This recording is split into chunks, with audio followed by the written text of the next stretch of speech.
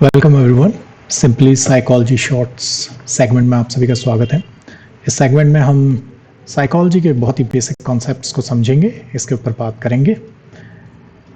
देखिए, सबसे पहले तो बहुत बेसिक सा कॉन्सेप्ट जो आता है साइकोलॉजी के बारे में वो ये आता है दैट व्हाट इज साइकोलॉजी।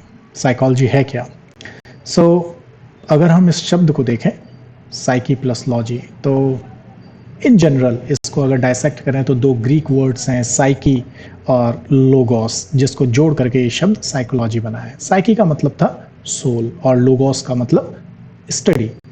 तो विद टाइम जैसे जैसे साइकोलॉजी के फील्ड में डेवलपमेंट होते गए और उसका सब्जेक्ट एरिया कंसंट्रेट होता चला गया, तो सारा फोकस आ गया किस चीज़ के ऊपर? माइंड की स्टडी के ऊपर। साइकी बेसिकली सोल उसका मतलब रहता था, लेकिन समय के साथ साथ जैसे जैसे एडवांसमेंट्स हुए तो ये सारा फोकस आ गया माइंड के ऊपर, और साइकोलॉजी का मतलब हो गया स्टडी ऑफ माइंड।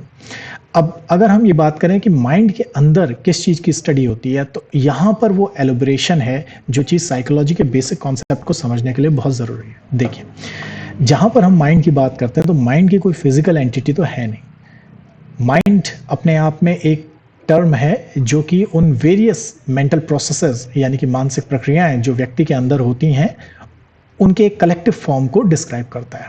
ठीक है, एक ऐसा प्लेटफॉर्म जहां पर कि ये सभी प्रक्रियाएं हो रही हैं। तो अब यहां पर इंटरेस्टिंग चीज क्या है समझने वाली, कि ये सिर्फ मेंटल प्रोसेस तक ही नहीं रह जाती है बात, बल्कि वो मेंटल प्रोसेसेस आधार बनती हैं, बेस बनती हैं किस चीज का? उन बिहेवियर का, उन व्यवहार का जो कि व्यक्ति करता है एक्सटर्नल एनवायरनमेंट के साथ इंटरेक्ट करने के लिए। एक्सटर्नल एनवायरनमेंट का मतलब है कि अपने से अलग बाहर जो दूसरे लोग हैं, आसपास की परिस्थितियां हैं, उसमें वो रिएक्ट करता है, प्रतिक्रिया देता है। तो ये जो चीज होती है इसको बिहेवियर कहते हैं, और ये बिहेवियर किस चीज के आधार पे होता है? इन्हीं माइंड पर चलने वाली मेंटल प्रोसेसेस के आधार पे। जब इस तरह से व्यवहार होता है तो उस व्यवहार का परिणाम होता है, the result of that behaviour is the experience.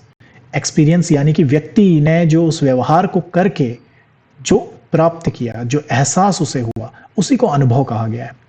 Now these experiences are different for everyone. हर व्यक्ति के लिए ये जो तीन चीजें हैं, किस प्रकार से उसकी मानसिक प्रक्रियाएं हो रही हैं और उसके आधार पे किस तरह से वो बिहेव कर रहा है, और उस बिहेव के आधार पे how is gaining the experience, ये तीनों चीजें स्पेसिफिक होती हैं, यूनिकली डिस्टिंक्टिव होती हैं। और इसीलिए जब हम साइकोलॉजी को स्टडी ऑफ माइंड कहते हैं, so we are actually studying all these three things in different context. अलग अलग सिचुएशंस में, अलग अलग कॉन्टेक्स्ट में किस तरह से ये फंक्शन करते हैं, इसी की स्टडी साइकोलॉजी है। अब बात करें कि मेथड ऑफ स्टडी क्या है, या डेटा कलेक्शन का मेथड क्या है, क्योंकि जैसा कि हमने समझा कि साइकोलॉजी एक साइंस है और साइंस सिस्टमैटिकली स्टडी करता है। साइंस में किसी भी फील्ड की स्टडी एक सिस्टमैटिक ढंग से होती है।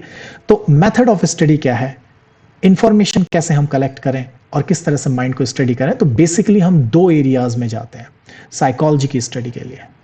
पहला है बायोलॉजिकल। बायोलॉजिकल यानी कि everything which is related with the physiology of the person. शरीर और शरीर के अंदर होने वाले सेवरल डिफरेंट प्रोसेसेस जो कि मेटाबॉलिक प्रोसेसेस हैं, ये किस तरह से मेंटल प्रोसेसेस को प्रभावित करते हैं, इनका इन्फ्लुएंस क्या होता है। और मेंटल प्रोसेसेस को तो ये प्रभावित करते ही हैं, उसके इंटर्न बिहेवियर कैसे इन्फ्लुएंस होता है। तो ये साइकोलॉजी का एक इंटरेस्टिंग एरिया है जहां पर कि हम मेंटल प्रोसेसेस और बिहेवियर पर पड़ने वाले बॉडी के इन्फ्लुएंस को स्टडी करते हैं। दूसरा एरिया है social sciences. Now social science is the study of the interaction of man in the society.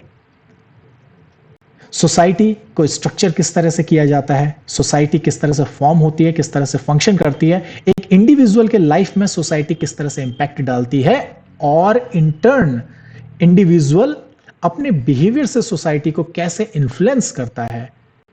This is the matter of study और the content of study of psychology in the field of social sciences.